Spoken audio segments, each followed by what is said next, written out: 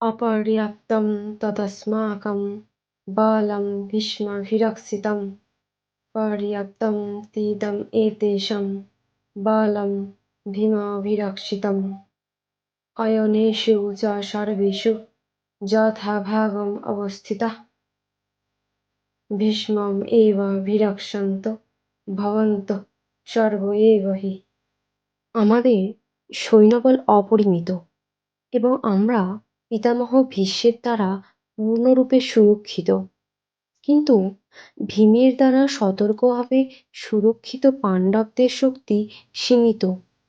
এখন আপনারা সকলে সেনাগৃহের প্রবেশপথে নিজ নিজ গুরুত্বপূর্ণ স্থানে স্থিত হয়ে পিতামহ ভীষ্মকে সর্বতোভাবে সাহায্য প্রদান করুন। এখানে দুর্যোধন পাণ্ডব পক্ষ ও কৌরব পক্ষের সামরিক শক্তির তুলনা করেছেন। পিতামহ বীর শ্রেষ্ঠ ভীষ্মদেবের রক্ষণাবেক্ষণাধীন অমিত শক্তিশালী এক সৈন্যবাহিনী ছিল দুর্যোধনের সপক্ষে। অপরপক্ষে পাণ্ডবদের সেনাবাহিনী ছিল সীমিত এবং তার সেনাপতি ছিলেন ভীমসেন, যার শৌর্যবীর্য ও সৈন্য পরিচালনার ক্ষমতা পিতামহ ভীষ্মদেবের তুলনায় ছিল অত্যন্তই নগণ্য। দুর্যোধন চিরকালই ভীমের প্রতি ঈর্ষান্বিত ছিল, কারণ সে জানত যদি তাকে কোনোদিন মরতে হয় তবে ভীমের হাতেই তার মৃত্যু হবে। কিন্তু ভীষ্মের মতো বিচক্ষণ দুর্ধর্ষ যোদ্ধা তাঁর পক্ষে সেনাপতি থাকায় সে নিশ্চিতভাবে ধরেই নিয়েছিল তার জয় হবেই। দুর্যোধনের প্রতিটি কথাতে বোঝা যাচ্ছে যুদ্ধজয় সম্বন্ধে তার মনে কোনো সংশয় ছিল না। ভীষ্মের শৌর্যবীর্যের প্রশংসা করার পরে দুর্যোধন বিবেচনা করে দেখল অন্যেরা মনে করতে পারে তাদের শৌর্যবীর্যের গুরুত্ব লাঘব করে হেয় করা হচ্ছে, তাই তার স্বভাবসুলভ কূটনৈতিক চাতুরীর সাহায্যে সেই পরিস্থিতির ভারসাম্য বজায় রাখার জন্য সে উপরোক্ত কথাগুলো বলেছিল। এভাবে সে মনে করিয়ে দিল যে ভীষ্মদেব যত বড়ই যোদ্ধা হন না কেন তিনি বৃদ্ধ হয়ে পড়েছেন এবং সব দিক থেকে তাই ভীষ্মদেবকে তাদের সকলের রক্ষা করা উচিত। যুদ্ধ করতে করতে যদি তিনি কোনো একদিকে এগিয়ে যান তাহলে শত্রুপক্ষ তার সুযোগ নিয়ে অন্য দিক থেকে আক্রমণ করতে পারে। তাই অন্য বীর পুঙ্গবেরা যাতে নিজ নিজ স্থানে অধিষ্ঠিত থেকে শত্রু সৈন্যকে ব্যূহ ভেদ করতে না দেয় তার গুরুত্ব সম্বন্ধে দ্রোণাচার্যকে দুর্যোধন মনে করিয়ে দিয়েছিল। দুর্যোধন স্পষ্টই অনুভব করেছিল যে কুরুক্ষেত্রের যুদ্ধে তার জয়লাভ সম্পূর্ণভাবে নির্ভর করছে ভীষ্মদেবের উপর। দুর্যোধনের দৃঢ় বিশ্বাস ছিল যে সেই যুদ্ধে ভীষ্মদেব ও দ্রোণাচার্য তাকে সম্পূর্ণভাবে সহযোগিতা করবেন।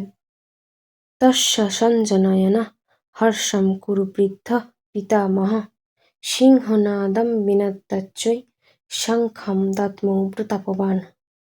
তখন কুরুবংশের বৃদ্ধ পিতামহ ভীষ্ম দুর্যোধনের হর্ষ উৎপাদনের জন্য সিংহের গর্জনের মতো অতি উচ্চ নাদে তাঁর শঙ্খ বাজালেন।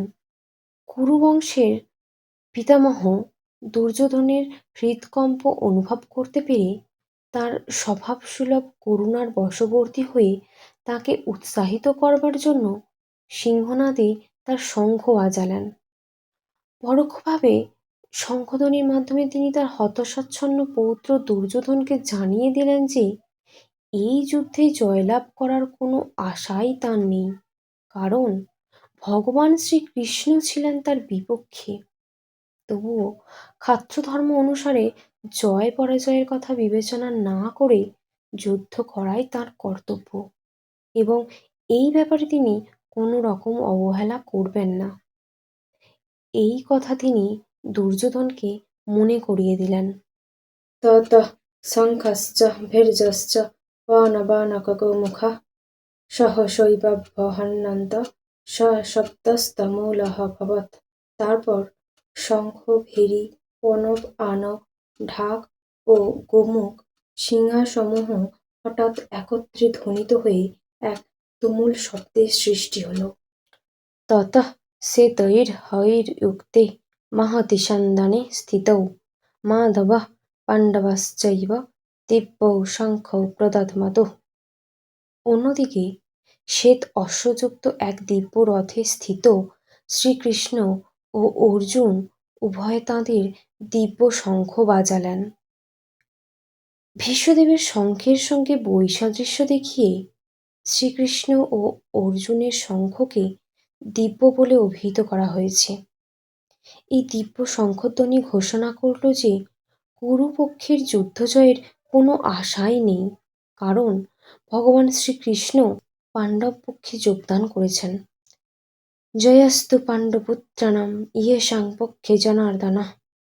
পাণ্ডবদের জয় অবধারিত, কারণ জনার্দন শ্রীকৃষ্ণ তাদের পক্ষে যোগ দিয়েছেন। ভগবান যে পক্ষে যোগদান করেন, সৌভাগ্যলক্ষ্মীও সেই পক্ষেই থাকেন, কারণ সৌভাগ্যলক্ষ্মী সর্বদাই তার পতির অনুগামী। তাই বিষ্ণু বা শ্রীকৃষ্ণের দিব্য শঙ্খধ্বনির মাধ্যমে ঘোষিত হল যে অর্জুনের জন্য বিজয় ও সৌভাগ্য প্রতীক্ষা করছে। তাছাড়া যে রথে চড়ে দুই বন্ধু শ্রীকৃষ্ণ ও অর্জুন কুরুক্ষেত্রের যুদ্ধে অবতীর্ণ হয়েছিলেন, তা স্বয়ং অগ্নিদেব অর্জুনকে দান করেছিলেন, এবং সেই দিব্য রথ ছিল সমগ্র ত্রিভুবনে সর্বত্রই অপরাজেয়। পঞ্চজন্যম ঋষিকেশ দেবদত্তম ধনঞ্জয়ঃ পৌণ্ড্রম দদ্মো মহাশঙ্খম ভীমকর্ম বৃকোদরঃ। তখন শ্রীকৃষ্ণ পাঞ্চজন্য নামক তার শঙ্খ বাজালেন, অর্জুন বাজালেন তার দেবদত্ত নামক শঙ্খ, এবং বিপুল ভোজনপ্রিয় ও ভীমকর্মা ভীমসেন বাজালেন পৌণ্ড্র নামক তার ভয়ঙ্কর শঙ্খ। শ্রীকৃষ্ণকে এই শ্লোকে ঋষিকেশ বলা হয়েছে, যেহেতু তিনি হচ্ছেন সমগ্র ঋষিক বা ইন্দ্রিয়ের ঈশ্বর। জীবেরা হচ্ছে তার অবিচ্ছেদ্য অংশ, তাই জীবদের ইন্দ্রিয়গুলিও হচ্ছে তার ইন্দ্রিয়সমূহের অবিচ্ছেদ্য অংশ।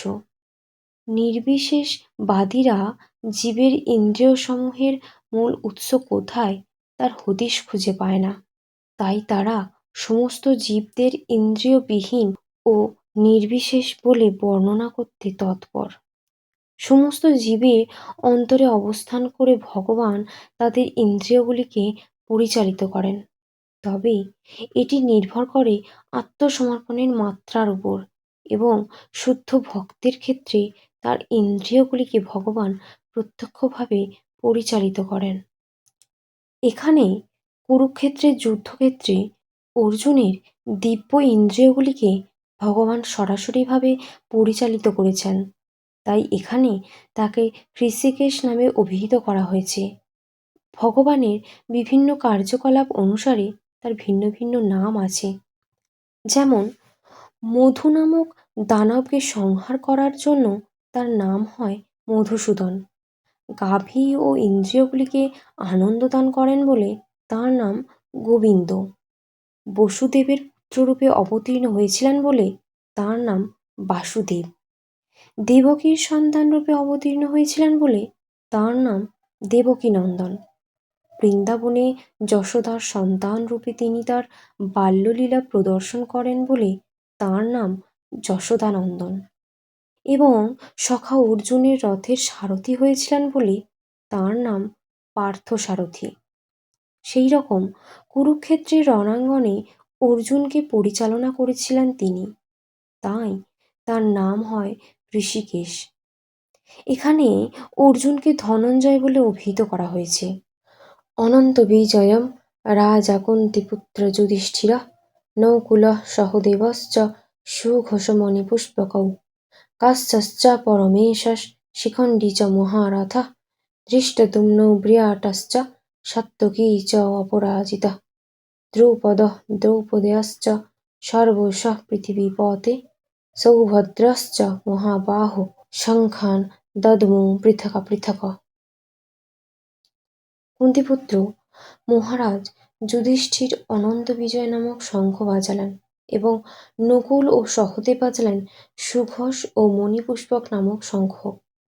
হে মহারাজ, তখন মহান ধনুর্ধর কাশীরাজ, প্রবল যোদ্ধা শিখণ্ডী, ধৃষ্টদ্যুম্ন, বিরাট, অপরাজিত সাত্যকী, দ্রুপদ, দ্রৌপদীর পুত্রগণ, সুভদ্রার মহাবলবান পুত্র এবং অন্য সকলে তাদের নিজ নিজ পৃথক শঙ্খ বাজালেন। সঞ্জয় সুকৌশলে ধৃতরাষ্ট্রকে জানিয়ে দিলেন যে পাণ্ডুপুত্রদের প্রতারণা করে তার নিজের ছেলেদের সিংহাসনে বসাবার দুরভিসন্ধি করাটা তাঁর পক্ষে মোটেই প্রশংসনীয় কাজ হয়নি। চারিদিক থেকেই ইঙ্গিত পাওয়া যাচ্ছিল যে কুরু বংশের সমূলে বিনাশ হবে এবং পিতামহ ভীষ্ম থেকে শুরু করে অভিমন্যু আদি পৌত্রেরা সকলেই যুদ্ধে নিহত হবেন। পৃথিবীর নানা দেশ থেকে উপস্থিত রাজা মহারাজা রথী মহারথীরা সকলেই নিহত হবেন। এই বিপর্যয়ের মূল কারণ ছিল মহারাজ ধৃতরাষ্ট্র স্বয়ং, কারণ তার পুত্রদের দুষ্কর্মে তিনি কখনো কোনো রকম বাধা দেননি, উপরন্তু তাদের সব রকম দুষ্কর্মে তিনি অনুপ্রেরণা জুগিয়েছেন। সাঘোষ ধার্তরাষ্ট্রাণাম হৃদয়ানি ব্যদারয়ৎ নভশ্চ পৃথিবীম চৈব তুমুলঃ অভ্যনুনাদায়নঃ। শঙ্খনিনাদের সেই প্রচণ্ড শব্দ আকাশ ও পৃথিবী প্রতিধ্বনিত করে ধৃতরাষ্ট্রের পুত্রদের হৃদয় বিদারিত করতে লাগল। ভীষ্মদেব আদি কৌরব পক্ষের বীরেরা যখন শঙ্খ বাজিয়েছিলেন তখন পাণ্ডবদের বুক ভয়ে কেঁপে ওঠেনি, কিন্তু এই শ্লোকে আমরা দেখছি যে পাণ্ডবদের শঙ্খনাদে ধৃতরাষ্ট্রের পুত্রদের হৃদয় ভয়ে বিদীর্ণ হল। পাণ্ডবদের মনে কোনো ভয় ছিল না, কারণ তাঁরা ছিলেন সদাচারী এবং ভগবান শ্রীকৃষ্ণের শরণাগত। ভগবানের কাছে যিনি আত্মসমর্পণ করেন তাঁর মনে কোনো ভয় থাকে না, চরম বিপদেও তিনি থাকেন অবিচলিত। অথ ব্যবস্থিতান দৃष्ट्वा ধার্তরাষ্ট্রান কপিধ্বজঃ প্রবৃত্তে শস্ত্রসম্পাতে ধনুরুদ্যম্য পাণ্ডবঃ ঋষিকেশং তদা বাক্যমেদমাহ মহীপতে। সেই সময় পাণ্ডুপুত্র অর্জুন হনুমান চিহ্নিত পতাকা শোভিত রথে অধিষ্ঠিত হয়ে তাঁর ধনুক তুলে নিয়ে শর নিক্ষেপ করতে প্রস্তুত হলেন। হে মহারাজ, ধৃতরাষ্ট্রের পুত্রদের সমরসজ্জায় বিন্যস্ত দেখে অর্জুন তখন শ্রীকৃষ্ণকে এই কথাগুলি বললেন। কুরুক্ষেত্র যুদ্ধের শুরুতেই আমরা দেখতে পাই পাণ্ডবদের অপ্রত্যাশিত সৈন্যসজ্জা দেখে ধৃতরাষ্ট্রের পুত্রদের হৃদকম্প শুরু হয়ে গেছে। পরমেশ্বর ভগবান শ্রীকৃষ্ণ স্বয়ং কুরুক্ষেত্রের যুদ্ধে উপস্থিত থেকে পাণ্ডবদের পরিচালিত করেছিলেন, তাই কৌরবদের এই হৃদকম্প হওয়াটা স্বাভাবিক। অর্জুনের রথে হনুমান অঙ্কিত ধ্বজাও একটি বিজয়সূচক ইঙ্গিত, কারণ রাম রাবণের যুদ্ধে হনুমান শ্রীরামচন্দ্রকে সহযোগিতা করেছিলেন এবং শ্রীরামচন্দ্র বিজয়ী হয়েছিলেন। কুরুক্ষেত্রের যুদ্ধেও অর্জুনকে সাহায্য করবার জন্য তাঁর রথে শ্রীরামচন্দ্র ও হনুমান দুজনকেই উপস্থিত থাকতে দেখতে পাই। শ্রীকৃষ্ণই হচ্ছেন শ্রীরামচন্দ্র এবং যেখানে শ্রীরামচন্দ্র সেখানেই তার নিত্য সেবক ভক্ত হনুমান এবং নিত্য সঙ্গিনী সীতা লক্ষ্মী দেবী উপস্থিত থাকেন। তাই অর্জুনের কোনো শত্রু ভয়েই ভীত হবার কারণ ছিল না। আর সবচেয়ে বড় কথা হচ্ছে যে সমস্ত ইন্দ্রিয়ের অধীশ্বর ভগবান শ্রীকৃষ্ণ তাকে পরিচালিত করবার জন্য স্বয়ং উপস্থিত ছিলেন। এভাবে যুদ্ধজয়ের সমস্ত শুভ পরামর্শ অর্জুন পাচ্ছিলেন। তাঁর নিত্যকালের ভক্তের জন্য ভগবানের দ্বারা আয়োজিত এইরকম শুভ পরিস্থিতিতে সুনিশ্চিত জয়েরই ইঙ্গিত বহন করে। অর্জুন উবাচ সেনায়ারুভয়োর্मध्ये রথম স্থাপয় মহেচ্যুত যাবৎ এতন্নিরীক্ষ্য অহং যোদ্ধুকামাन् অবস্থিতাन् কৈর্ময়া সহ যোদ্ধব্যম অস্মিन् রণসমুদ্যমে। অর্জুন বললেন, হে অচ্যুত, তুমি উভয় পক্ষের সৈন্যদের মাঝখানে আমার রথ স্থাপন করো, যাতে আমি দেখতে পারি যুদ্ধ করার অভিলাষী হয়ে কারা এখানে এসেছে এবং এই মহা সংগ্রামে আমাকে কাদের সঙ্গে যুদ্ধ করতে হবে। যদিও শ্রীকৃষ্ণ হচ্ছেন পরমেশ্বর ভগবান, তবুও তিনি অহৈতুকী কৃপাবশে তাঁর প্রিয় সখা অর্জুনের রথের সারথি হয়ে তার সেবা করছেন। ভক্তের প্রতি করুণা প্রদর্শনে ভগবান কখনো চ্যুত হন না, তাই তাকে এখানে অচ্যুত বলে সম্ভাষণ করা হয়েছে। অর্জুনের রথের সারথি হবার বলে তাকে অর্জুনের আদেশ অনুযায়ী কাজ করতে হয়েছিল এবং যেহেতু তা করাতে তিনি কুণ্ঠিত হননি, তাই তাকে এখানে অচ্যুত বলে সম্বোধন করা হয়েছে। যদিও তিনি তার ভক্তের রথের সারথি হয়েছেন, তবুও তাঁর পরম পদ কেউ দাবি করতে পারে না। সকল অবস্থাতেই তিনি হচ্ছেন পরম পুরুষ ভগবান বা সমস্ত ইন্দ্রিয়ের অধীশ্বর ঋষিকেশ। ভগবানের সঙ্গে ভক্তের সম্পর্ক মধুর ও অপ্রাকৃত। ভক্ত সর্বদাই ভগবানের সেবায় উন্মুখ। ঠিক তেমনি ভগবানও তার ভক্তের কোনো রকম পরিচর্যা করতে সুযোগের অন্বেষণ করেন।